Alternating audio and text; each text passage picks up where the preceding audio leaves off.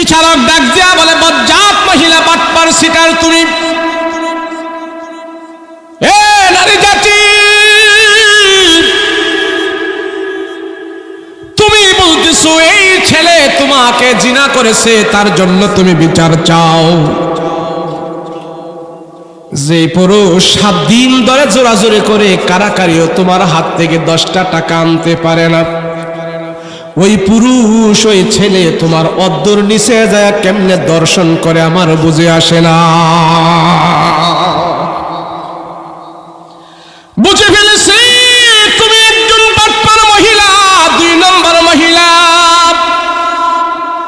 তোমার সতীত্ব যদি তুমি রক্ষা করতে, তোমার লজ্জা স্থান যদি তুমি রক্ষা করতে, কোন পুরুষ তোমার ইজ্জতের উপরে হামলা করতে পারতো না। কথা বলেন ঠিক কিনা? কেউ হামলা করতে পারতো না। ওমর রাদিয়াল্লাহু আনহুর জামানায় এমন বজ্জাত মহিলা ছেলেটার পিছনে লেগে গেল। এ যুবক, তোমার প্রশংসা এই এলাকার সব মানুষেরা করে। এ যুবক, তোমার নাম সুনাম সুখ্যাতি সবার কাছে আছে। যুবক রে, আমিও তোমারে ভালোবাসি, তবে আমার ভালোবাসাটা একটু ব্যতিক্রম। সবাই তোমার প্রশংসা করে, সেই জন্য আমিও তোমার প্রশংসা করি। আমি তোমারে এমন ভালোবাসছি, আমি একজন সুন্দরী রূপসী নারী, তোমার ভালোবাসায় মুগ্ধ হয়া আমার যৌবনের ক্ষুধা তোমার সাথে নিবারণ করতে চাই। শুধু মহিলাটা এখন ফান্দে ঘুরতেছে। এই নম্র ভদ্র ছেলেটারে কেমনে সে একা পায়, একা পাওয়ার পরে তার সাথে যৌবনের চাহিদা মিটাইবে। একদিন এই মহিলাটা ওই যুবককে একটা ভালো কথা বলে তার ঘরে নিয়ে গেল, কামরায় গেল। তার ঘরের ভিতরে তার কামরায় রুমের মধ্যে নেওয়ার পর যুবকে যাওয়ার পর ঘরের দরজাগুলো সব লাগায়া দিয়া যুবতী মহিলাটা বলতেছে, যুবক, তোমার জন্য আমি অনেকদিন অপেক্ষায় আছি, আজকে তোমার সাথে আমার মনের বাসনা হবে, মনোবাঞ্ছনা হবে। ওই যুবক থরথর করে কাঁপাকাঁপি আরম্ভ করে দিয়েছি। ও মা, আমি পবিত্র, আমার যৌবনটা পবিত্র, আমার ইজ্জতের উপরে আপনি হামলা করেন না। আমি একজন অপরাধী হইয়া, জিনাকার হইয়া আল্লাহর দরবারে হাজির হতে চাই না, আমার আপনি কলঙ্ক করেন না। বজ্জাত মহিলা ডাক দিয়া বলে, যুবক, আমার মনে রাখতে পারলাম, তুমি যা বলো আজকে তোমার চিৎকার আওয়াজ কেউ শুনবে না। তুমি এখন আমার ঘরে আসো, তুমি যদি এখন চিল্লাপালা করো, মানুষ এসে যদি দেখে আমি যা বলি তাই মানুষ বিশ্বাস করবে। আমি যদি বলি তুমি আমার ঘরে ঢুকছো আমার সাথে খারাপ করার জন্য, পাড়া মহল্লার সব মানুষ এটাই বিশ্বাস করবে। ওমর রাদিয়াল্লাহু আনহুর জামানায় এমন এক যুবক, সবাই তার প্রশংসা করে। এমন যুবক আছে না? এই যে বললাম কলেজে পড়াশোনা করে সে নামাজ ছাড়ে না, আছে না? নাই? কিছু কিছু মানুষ, কিছু কিছু যুবক যেমন ভালো আছে, যুবতীও ভালো আছে, আবার কিছু কিছু পুরুষ যেমন খারাপ আছে, যুবতীরাও খারাপ আছে। বাংলাদেশে এমন বহুত ধান্দাগিরি করে, ঢাকা শহরে বহুত মহিলা বের হয়ে গেছে পুরুষের ধান্দায় ফালাইয়া, কিছু মাল পানি দোয়া ইনকাম কইরা, হ্যাঁ এখন ভালো করে চলতে চায়।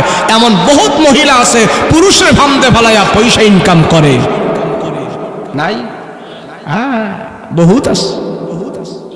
ওই এক শুনছিলাম, ভালো একটা ছেলে, তার বাবার অনেক সম্পত্তি আছে, 5 তলা বিল্ডিং আছে। ছেলেটা খুব নম্র, ভদ্র, সভ্য, মালদার। হ্যাঁ, যে মহল্লা বাস করে, এর পরের মহল্লা, যেমন হ্যাঁ বাস করে উত্তর পাড়া, আর মহিলাটা বাস করে দক্ষিণ পাড়া। ওই দক্ষিণ পাড়ার মহিলাটা হলো বজ্জাত, নাম হইল রূপালী। নাম কি? কথার কথা ধরেন না, নাম কি? কথা কয় না, নাম কি? এটা আপনাকে লেখার না, উদাহরণ দিতেছে। আর উত্তর পাড়ার আবুল্লাহ নামাজ রোজা পড়ে, দাড়ি টাড়ি রাখছে, চেহারাটাও সুন্দর, বাবার বিল্ডিং আছে, মাসে 1-2 লাখ টাকা ভাড়া পায়, খুব ভালো করে চলে, আল্লাহ বিল্লাহ চলে। বজ্জাত মহিলারা একদিন ফান্দে ফালাইয়া তারে পয়সাক মাল পানি কেমনে দোয়াই বই চিন্তা করতেছে। হ্যাঁ যখন সরল সোজা আছে, হ্যাঁ যখন টাকা টোকা আছে, হ্যারে ফান্দ ফালাইয়া কিছু মাল পানি দোয়াইতে হবে।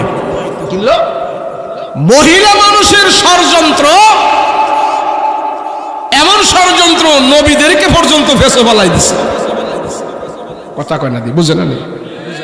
মহিলাদের ষড়যন্ত্রে ইউসুফ নবী জাল খাচ্ছে, মহিলাদের ষড়যন্ত্রে আমার নবীর 20 পর্যন্ত খাওয়াই দিছে। মহিলাদের ষড়যন্ত্রে মুসা নবীর নামে অপবাদ সূত্র দিয়ে দিছে।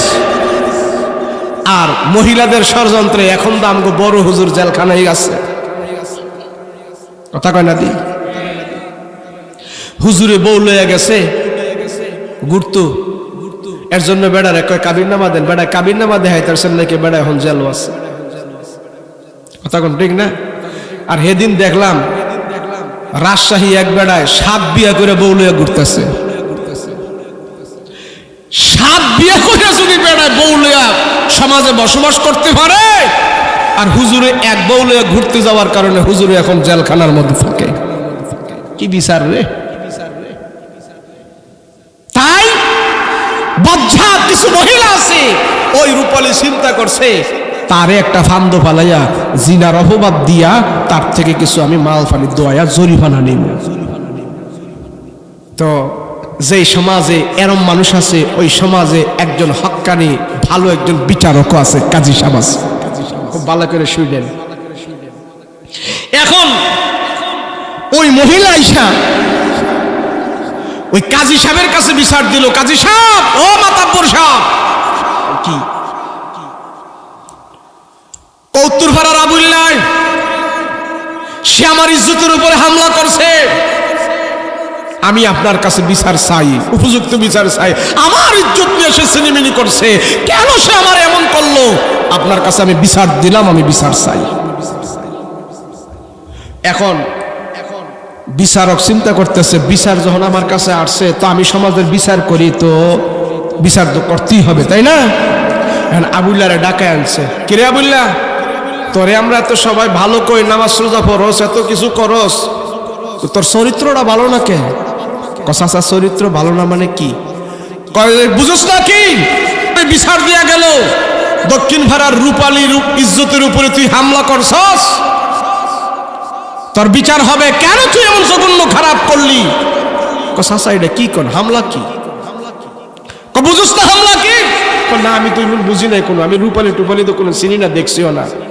কয় না হ্যাঁ এখন সুফি সাজস, তোর নামে বিচার দিছে উত্তরপাড়ার রূপালীর উপরে, তুই ইজ্জতের উপরে হামলা করছস। কই ইজ্জতের হামলা কি? বুঝস না তুই জিনা করছস। আস্তাগফিরুল্লাহ আস্তাগফিরুল্লাহ, লা হাওলা ওয়ালা কুওয়াতা ইল্লা বিল্লাহ। চাচা আমি জীবনে এমন কাজ করি নাই। কয় কি করছ তুই? করস নাই? বলে না আমি এরকম জীবনও করি নাই। তো বিচারক ডাইকে আনছে, হেরে কিরে ওই মাইয়া, তুই হ্যার নামে বিচার দিলি, হ্যাঁ দিকে এক সমস্ত কাজ হ্যাঁ করে নাই, তুই কি কস?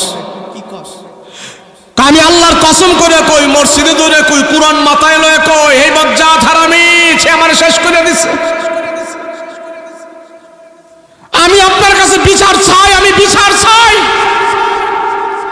এখন আবুল্লাহ রে কই, কিরে আবুল্লাহ তুই মিছা কথা কস কেন?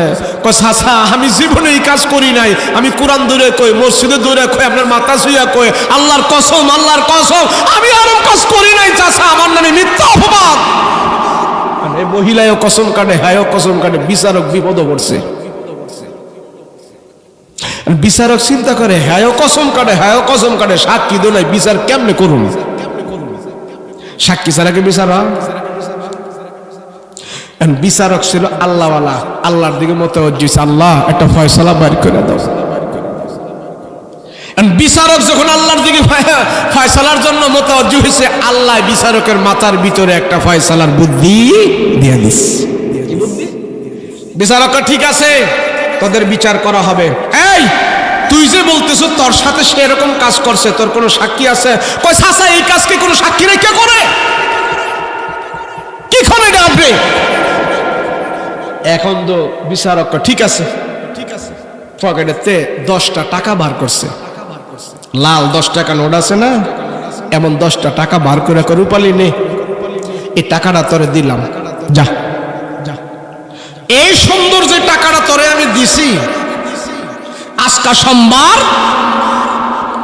আগামী সোমবার সকাল 10টা বাজে এই টাকাটা আমার কাছে না দিবি। তোরে যে এমনি দিছি তুই এমনি আমার টাকাটা দিবি। সাবধান, এই টাকা যদি তোর কাছ থেকে কেউ নিয়ে যায় তাইলে কিন্তু সব দোষ তোর উপরে পড়বে। আমি তোরে যেমনি টাকা দিছি এমনি তুই আমার আইনা দিবি। ঠিক আছে, কি কোন আমি বিচার চাই, এই টাকা আপনারা আইনা দিতে পারলে তো আমি বিচার পাবো। কাহা যদি এই টাকাটা তুই আমার আইনা সুন্দর মতো আবার 1 সপ্তাহ পরে দিতে পারস, তুই নির্দোষ, তুই খালাস। চাচা কি কন মইরা যামু তো এই টাকা কাউরে দিব না। যা বাড়ি যা, ফের বাড়িতে পাঠাই দিছি। বাড়িতে পাঠাইয়া আবুল্লাহ রেখে, আবুল ওই যে তোর নামে অপবাদ দিছে রূপালী, হের হাতে নতুন 10টা টাকা দিয়েছি। শুনিস, আগামী সোমবারে 10টার আগে তার হাত থেকে যদি তুই এই 10টি টাকা আমারে আইনা দিতে পারস তাইলে তুই নির্দোষ, খালাস। আর যদি না পারো তাহলে সবার সামনে তোমার বিচার হবে, তুমি অপরাধী। কয় চাচা কি কোন এটা আমি কেমনে আনবো? না আমি জানি না, যেমনে পারো তুমি আনবা। তুমি যেমনে পারো এই টাকা আমার আইনা দিতে হবে, নাইলে তুমি বুঝো সবার সামনে অপমান হইবা। কয় চাচা খাইলাম না, শুইলাম না, ধরলাম না, আমারে আপনি এই অপবাদ দিবেন? আমি বুঝি না, তুই টাকা আনগা গিয়া কেমনে আনবি, যা। ঠিক আছে, আমি পুরুষ মানুষ, দরকার 10 টাকার জন্য আমি 10,000 খরচ করে ফেলব, যা। এখন তো গেছে, যাই আসে রূপালীর বাড়ির আশেপাশে ঘুর ঘুর করে ঘুরে ঘুরে ঘুরে আর বাইল টাইল দিতেছে, তোরে এটা দেবো, তোরে হেটা দেবো, তুই আমার 10টা টাকা দিয়ালা। আর ওই মায়া কয়, হারামি শয়তান কোথাকার, সর আমার এখান থেকে, মইরা যাবো তো তোরে টাহা দিবো না। টাহা পাবি না বাচ্চা, যা তোর যা। এখন তো 2 দিন 3 দিন 4 দিন 5 দিন 6 দিন গেছে, হায় হায় টাকা আনতে পারি না। আর কালকে হলো সোমবার, যদি টাকা না আনতে পারি আমার অবস্থা তো শেষ হয়ে যাবে। সোমবারে সকাল 10টা বাজে যাবে, হায় হায় আমার তো বিনা অপরাধে আমি সবার সামনে দোষী হব। এখন সোমবারে সকালবেলা ভোরবেলা যাইয়া রূপালীর হাতের মধ্যে ধরছে, দইরা সেরা দে, তুই যা চাস আমি তোরে তাই দেব, তুই আমার এই 10টা টাকা দিয়ালা। অনেক জোরাজুরি করছে, অনেক জোরাজুরি করার পরও ওই মহিলা কয়, হারামি টাহা দিব না, মইরা যাবো, টাহা দিব না, তোরে টাহা দিব না। এরপরে জোরাজুরি করেও টাকা আনতে পারে নাই।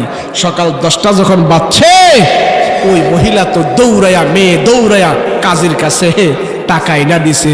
কাজী সাহেব, আপনার কথা মানছি, 1 সপ্তাহ পরে আমি আপনার কাছে টাকা এনে দিছি, আমি বিচার চাই। সে যেন আমারে এমন করছে, আমি বিচার চাই। কিরে আবুল,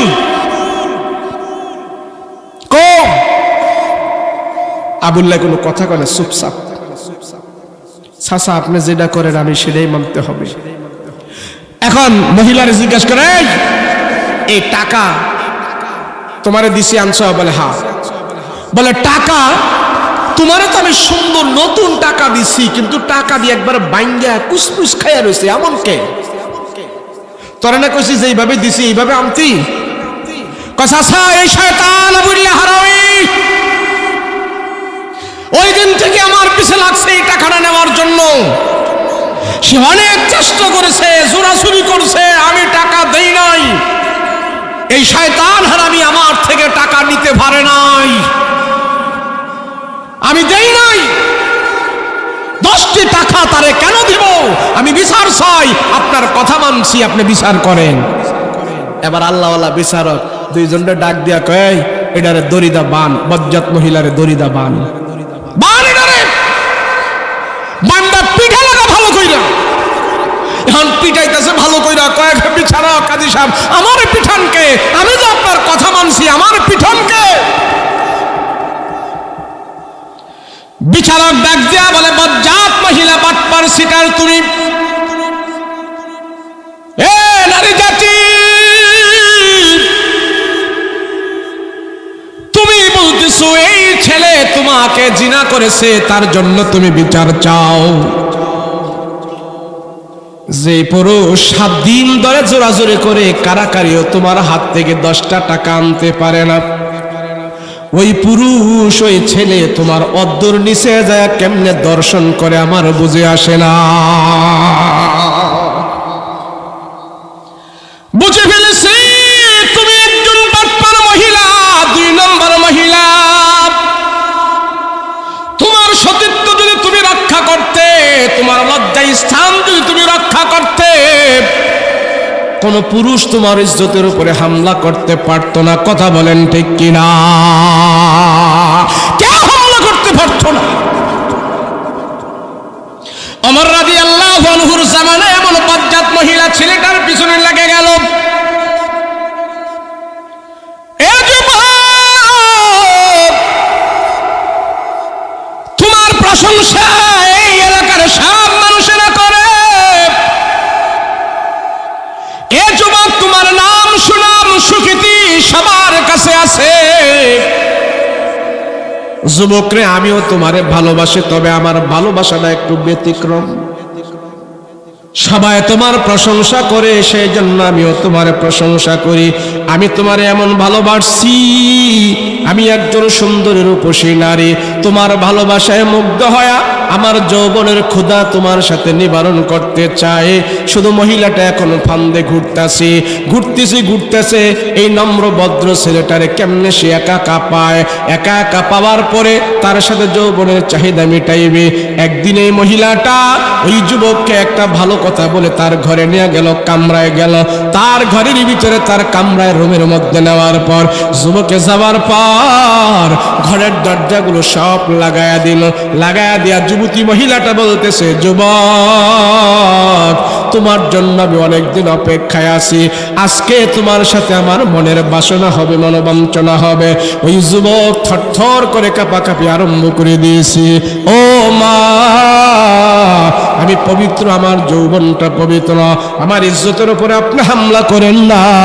আমি একজন অপরাধী হইয়া, জিনাকার হইয়া আল্লাহর দরবারে হাজির হতে চাই না, আমার আপনি কলঙ্ক করেন না।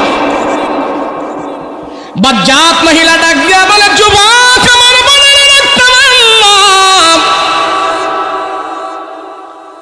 তুমি যা বলো আজকে তোমার চিৎকার আওয়াজ কেউ শুনবে না। তুমি এখন আমার ঘরে আসো, তুমি যদি এখন চিল্লাফালা করো, মানুষ এসে যদি দেখে আমি যা বলি তাই মানুষ বিশ্বাস করবে। আমি যদি বলি তুমি আমার ঘরে ঢুকছো আমার সাথে খারাপ করার জন্য, পাড়া মহল্লার সব মানুষ এটাই বিশ্বাস করবে। ওই যুবক দেখতে পাইল মহিলাটা আমাকে ফান্দে ফেলে দিছে। যুবক দেখতেছে মহিলাটা আমার কাছে আগায় আসতেছে, সে আমার চরিত্র হরণ করবে, আমাকে নষ্ট করে দিবে। ওই পরহেজগার যুবক আল্লাহর দরবারে কান্না করতে বলতেছে, মালিক, আমি তোমার দরবারে অপরাধী হয়ে যেতে চাই না, আমি তোমার দরবারে জিনাকার হয়ে হাজির হতে চাই না। আল্লাহ গো, তুমি আমাকে গুনাহ থেকে হেফাজত করো, জিনা থেকে হেফাজত করো। যদি তুমি আমাকে গুনাহ থেকে, জিনা থেকে হেফাজত না করে এই জমিন আমাকে বাঁচায় রেখো না, আমাকে তুমি নিয়ে যাও। এই দোয়া যখন করতেছে আর মহিলাটা আনন্দে তার দিকে আসতেছে, ওই যুবক আল্লাহর দরবারে একটা চিৎকার মেরেছে, আল্লাহ, এই গুনাহ থেকে তুমি আমারে বাঁচায় দাও, বাঁচায় দাও। মহিলাটা কাছে আসার সাথে সাথে যুবকটা একটা চিৎকার দিয়ে জমিনের মধ্যে পড়ে গেছে। সাথে সাথে যুবকের রুহু বের হয়ে জমিনের মধ্যে পড়ে সে মৃত্যুর মুখে ঢলে পড়েছে। মহিলা তার সাথে এসে আনন্দ করার জন্য, এখন মহিলা দেখতেছে যুবকের লাশ পড়ে গেছে, রুহু বের হয়ে গেছে, মরা লাশ।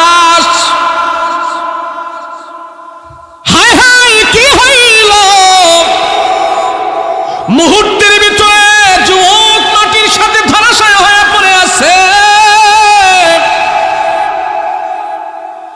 হায় হায়, যুবক আবার দেখতেছে মরা লাশ, যুবকের লাশ পড়ে আছে। মহিলা ধরে দেখে না শিরা বাজে না, রক্ত চলাচল করে না, বুঝতে পেরেছে শেষ হয়ে গেছে, শেষ হয়ে গেছে। এখন যে মহিলাটার সে আনন্দ করার জন্য ওই বজ্জাত মহিলা ঘরের ভিতরে যুবকের লাশ দেখে এখন তো ভয় পাওয়া গেছে। হায় রে, পাড়া মহল্লার মানুষ যদি এসে দেখে আমার ঘরে তার লাশ, তাইলে তো আমার হ্যান্ডকাপ লাগায় জেলখানায় নিয়ে যাবে, খুনের আসামি তো তারা আমাকে বানাবে। এখন আমার কি হবে, আমার কি হবে, আমার কি হবে? আশেপাশের মানুষদেরকে ডাইকা বলে, আমি সত্য কথা বলতেছি, আমার ভুল হয়ে গেছে, আমি একজন খারাপ নারী, এই চরিত্রবান যুবকটাকে নষ্ট করার জন্য আমি চেয়েছিলাম, কিন্তু সে নষ্ট হয় নাই। তার যৌবন জীবন ইমান পবিত্র রেখে সে এমন এমন অবস্থায়, আমি আসছিলাম তার সাথে খারাপ করার জন্য। তোমরা এখন আমাকে যা করো করতে পারো, কিন্তু যুবক আমার সাথে কোনো খারাপ করে নাই, সে পবিত্র অবস্থায় মৃত্যুবরণ করে দুনিয়া থেকে চলে গেছে। এখন আমি তার সাথে কোনো খারাপ করি নাই, জিনা করি নাই, পবিত্র হয়ে দুনিয়ার জমিন থেকে চলে গেছে। তোমরা এখন যা করবা আমারে করে দাও, আমি ভয় পাইতেছি। আমার চোখের সামনে যুবকটা একটা চিৎকার দিয়ে দুনিয়ার জমিন থেকে বিদায় হয়ে গেছে। মহিলা এখন ভয় পাইতেছে, হায় হায়, আমার হবে কি, হবে কি আমার? সবাই এখন বিচার আচার করলে এখন মারা ধরে কোনো লাভ নাই, তারা দাফন কাফন করি আমরা কবরে রেখে দিয়ে আসি। রাতের বেলায় যুবকের আশেপাশের লোকজনেরা দাফন কাফন করে তার কবরের ভিতরে রেখে দিয়ে আসছে। আর ওই মহিলার উপরে বিচার আচার যা করার করছে। কিন্তু হযরত ওমর রাদিয়াল্লাহু আনহুর কানের মধ্যে খবর গেছে, ওগো ওমর, ওই গ্রামের যে একটা আদর্শবান ছেলে ছিল, আল্লাহ বলা পরহেজগারী যুবক ছিল, যে যুবক নামাজ পড়তো, দাঁড়িয়ে রাখতো, আল্লাহকে ভয় করে চলতো, গুনাহ করতো না, সবাই তারে ভালোবাসতো। ওমর গো, ওই যুবক তো মারা গেছে, ওই যুবকটা দুনিয়ার জমিন থেকে মৃত্যুবরণ করেছে। হযরত ওমর সাহাবীদেরকে ডাক দেয়া বলে, চলো চলো চলো চলো, সবাই চলো, ওই যুবকের জানাজার নামাজ আমি ওমরে হাজির হব, তার জানাজার নামাজ আমি ওমর পড়াবো, আমরা যা তার জানাজায় শরীক হব। একজন চরিত্রবান যুবক, একজন আল্লাহওয়ালা যুবক, সে আমল করতো, ইমানের উপরে চলতো, তার জানাজার নামাজে আমরা হাজির হব, চলো সবাই চলো। হযরত ওমর রাদিয়াল্লাহু আনহু যুবকের প্রশংসায় পঞ্চমুখর হয়া দল বল সবাইকে নিয়ে ওই যুবকের বাড়িতে হাজির হয়ে গেছে। হাজির হয়ে যুবকের মাকে ডাক দেয়া, কও মা, আপনার সন্তান নাকি মারা গেছে, কই তার লাশটা আমাদেরকে দেখান, আমরা জানাজার নামাজ পড়ার জন্য চলে আসছি। ওই যুবকের মা বলে, ওগো আমিরুল মুমিনিন, রাতের বেলা মারা গেছে, আমরা সবাই জানাজা দাফন কাফন করে তারে কবরের ভিতরে রেখে দিয়ে আসছি, দাফন কাফনের কাজ আমরা শেষ করে ফেলছি। হযরত ওমর আফসোস করতেছে, হায় রে, একজন পরহেজগার যুবকের জানাজায় আমি ওমর শরীক হতে পারি নাই, একজন আদর্শবান যুবকের জানাজায় আমি হাজির হতে পারি নাই। আহ, মনে করো দুঃখ, মনে বড় আফসোস, এমন একজন পরহেজগার যুবকের জানাজা আমি পাই নাই, আফসোস করতেছি। এবার সন্তানের মাকে, ছেলের মাকে বলতেছে, ও মা, আপনার সন্তানের এত প্রশংসা মনে করেছি, এত নম্র, এত ভদ্র ছিল, তার জানাজায় শরীক হতে পারি নাই। কই আপনার ছেলেকে আপনারা কোথায় দাফন করেছেন, আপনার সন্তানকে আপনারা কোথায় কবর দিয়েছেন, কবরটা একটু দেখাই দেন, আমি ওমর তার কবরটা একটু জিয়ারত করে যেতে চাই, কবরটা একটু দেখায় দেন। মা সন্তানের কবরের পাশে আমিরুল মুমিনিনকে নিয়ে গেল, তার আত্মীয় স্বজনেরা আমিরুল মুমিনিনের কাফেলা জামাত তার কবরের পাশে নিয়ে গেছে। ওমর রাদিয়াল্লাহু আনহু শুনতে পেরেছে কেমনে কেমনে মারা গেছে। তখন মা তার ঘটনা সব খুলে বলল, আমার সন্তান পবিত্র অবস্থায় মারা গেছে, এমন একটা ফন্দি করেছে, গুনাহ করে নাই, জিনা করে নাই, পবিত্র অবস্থায় আমার সন্তান সেখানে মারা গেছে। হযরত আমিরুল মুমিনিন ওমর রাদিয়াল্লাহু আনহু তার কবরের পাশে যায় আল্লাহর দিকে ডাক দিয়া কয়, আল্লাহ, তোমার কোরআনে কারীমের মধ্যে তুমি আয়াত নাজিল করে জানাই দিয়েছো, যেই যুবক তোমার ভয়ে গুনাহ করে না, তোমার ভয়ে তোমার নাফরমানি করে না, ওই গুনাহ থেকে বেঁচে থাকে তোমার ভয় নিয়ে যখন তারা মৃত্যুবরণ করে, তুমি তো আল্লাহ কোরআনের মধ্যে ঘোষণা করেছো, আমার ভয় নিয়ে যারা মৃত্যুবরণ করে তাদেরকে তুমি একটা জান্নাত দাও না, তাদেরকে তুমি দুইটা জান্নাতের মালিক বানায়া দাও। ওগো আল্লাহ, তোমার কোরআনের আয়াত আমি বিশ্বাস করি,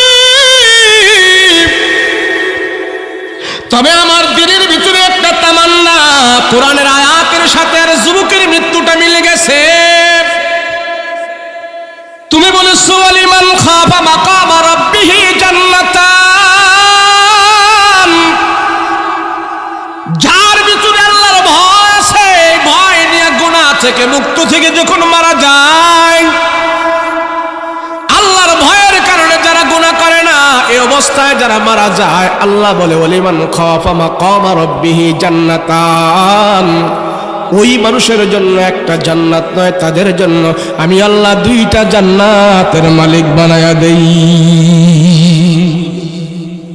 হযরত ওমর বলে, আল্লাহ, তোমার কোরআনের আয়াত আমি বিশ্বাস করি, তুমি সত্য, তুমি হক, তুমি কোনোদিন বেহক কথা বলো না, তোমার ওয়াদা তুমি পুরা করো। আল্লাহ বলে, ইন্না ওয়াদাল্লাহি হাক্কা, আমি দুইটা জান্নাত দেওয়ার ওয়াদা করেছি, আল্লাহ তুমি দুইটা জান্নাত দিয়ে দিয়েছো, তবে আমার ওমরের মন চায় তোমার বান্দাকে তুমি দুইটা জান্নাত দিছো কিনা আমি একটু দেখবার আমার মনে চায়, আমার দেখতে মনে চায়, তুমি আমারে দেখাই দাও।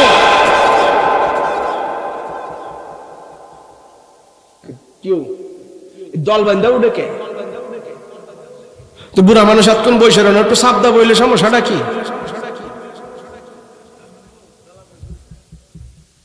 আমি এতক্ষণ ওয়াজ করতাম না তো, না খাইয়া শুরু করছি তো, এলাকা ঘরের দিক চাই না, কইরা লই আর আইতাম না এই এলাকা শেষ। শোনেন, এই যে কথা বলতেছি এগুলা সব তাফসীরি কথা, কোরআনের কথা, আয়াতের কথা, গল্প কিচ্ছা নয়। হযরত ওমর কবরের পাশে দাঁড়ায়া বলতেছে, আল্লাহ তোমার আয়াত তুমি সত্য, তুমি ওয়াদা সত্য, আমার মন চায় আমি দেখবার চাই তোমার ওয়াদা এই যুবকের সাথে তুমি কেমনে পুরা করছো, আমি দেখতে চাই। আরে ওমর তো এমন এক মানুষ যে ওমরের কথায়, ওমরের মতকে মতের সাথে মত মিলায়া আল্লাহ কোরআনে কারিমের 10 থেকে 12 জায়গায় আয়াত নাজিল করছি।